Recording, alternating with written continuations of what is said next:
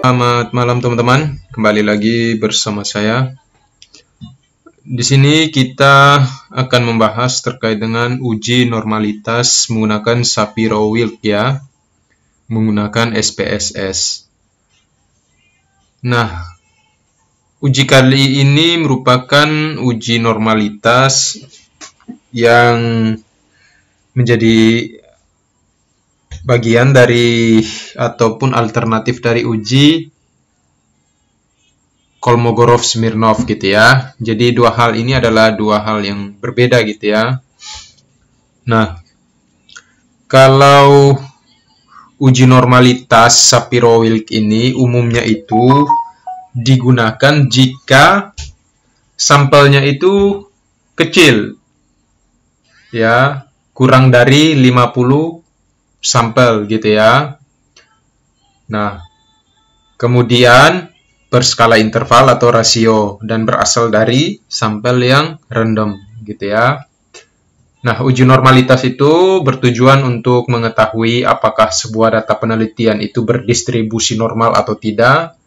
Ya, kemudian dalam analisis parametrik ya, itu data berdistribusi normal itu adalah suatu keharusan sekaligus merupakan syarat mutlak yang harus terpenuhi gitu ya. Adapun jika didapati data tidak berdistribusi normal, maka pengujian hipotesis penelitian dilakukan dengan menggunakan pendekatan analisis statistik non-parametrik. Oke, itu dasarnya teman-teman. Itu yang perlu diketahui dulu. Nah, selanjutnya karena kita memiliki data 10 di sini ya, ini artinya kan sampelnya kurang dari 50 berjumlah skala kecil ya.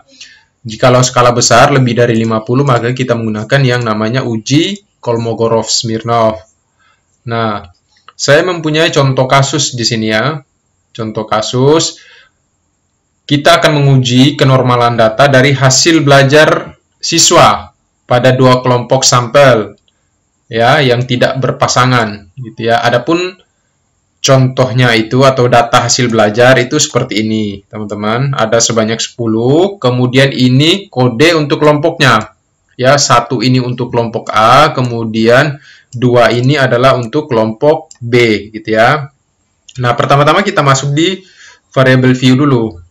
Kita ubah kodenya tadi ini yang kelompok ya, kita ubah di values. Jadi 1 itu kelompok A atau kelas A gitu aja ya. Kemudian 2 kelas B. Oke. Kembali ke data view. Nah, kita lihat di sini ini sudah terbagi menjadi dua kelompok, kelompok A atau kelas A dan kelas B gitu ya.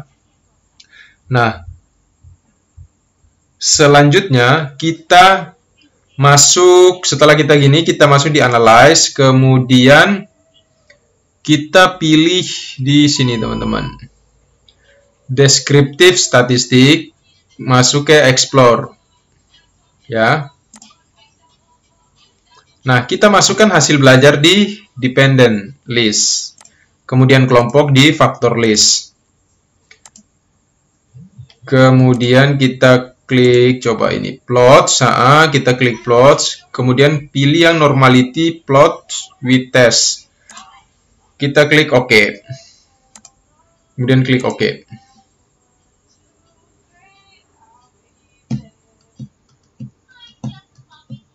Jadi yang perlu diketahui lagi bahwa dikatakan normal datanya jika nilai signifikansinya itu lebih dari 0,05.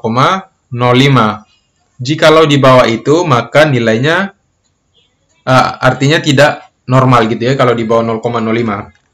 Kita lihat pada test of normality ini. Kita lihat pada nilai Shapiro-Wilk. Ya. Ini nilai signifikansinya itu semua lebih dari 0,05 untuk masing-masing kelompok atau masing-masing kelas gitu ya. Artinya apa? Data yang kita punya ini, data hasil belajar, itu memiliki data yang normal. Artinya datanya berdistribusi normal gitu ya. Jadi kesimpulannya bahwa data ini berdistribusi normal dan bisa menggunakan analisis parametrik gitu ya.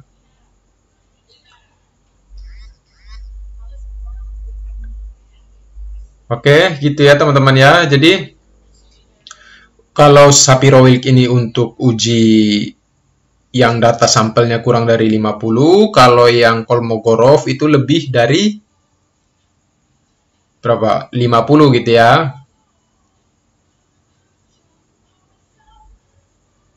Sehingga uji statistik parametriknya dapat digunakan seperti itu karena uji normalitasnya sudah terpenuhi. Oke teman-teman, saya kira itu yang bisa saya sampaikan secara singkatnya mengenai video kali ini. Jika ada pertanyaan, bisa sampaikan melalui kolom komentar. Saya kira itu, sekian dan terima kasih.